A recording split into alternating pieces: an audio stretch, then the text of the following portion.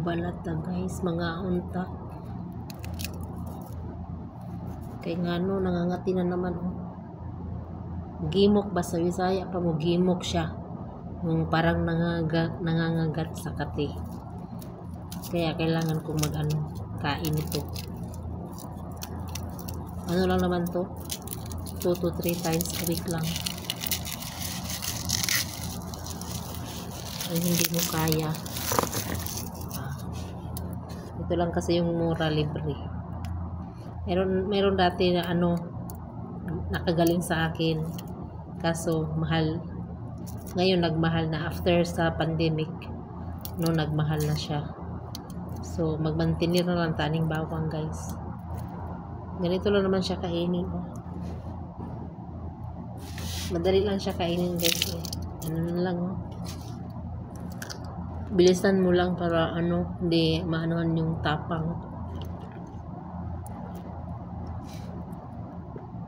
Sabayan mo lang ng tubig.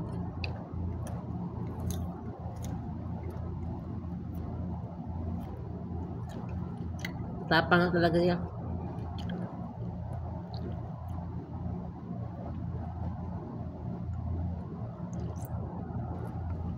So no choice.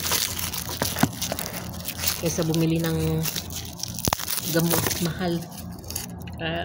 Kain na lang natin ng bawang bago matulog. Kasi na naman siya minsan dito nangangati. Ito nangangati. Ayan. Tik na lang ng bawang, libre pa. Tiyagaan na lang sa tapang. Ito na.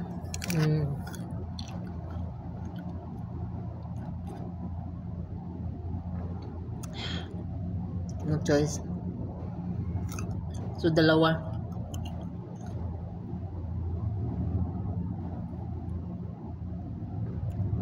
Dalawang butil ng bawang.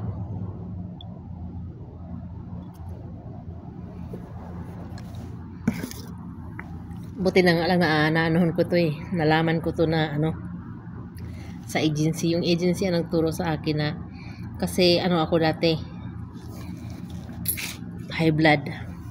Hindi ako ma-release amo ko kasi high blood. Tapos sabi ng staff doon sa agency, kumain daw ako ng bawang. So maganda naman siya. So bumaba talaga yung dugo ko. Hanggang ngayon normal na yung dugo ko. Hindi na ako high blood. Tapos yun na nga, yung mga pantal-pantal dito namumula. Maalis yan. Tapos yung mata, maganda siya sa mata. Medyo liwanag. Maganda yung ng mata mo. Maganda ang araw ba. So yun lang po. Tips para sa kalusugan.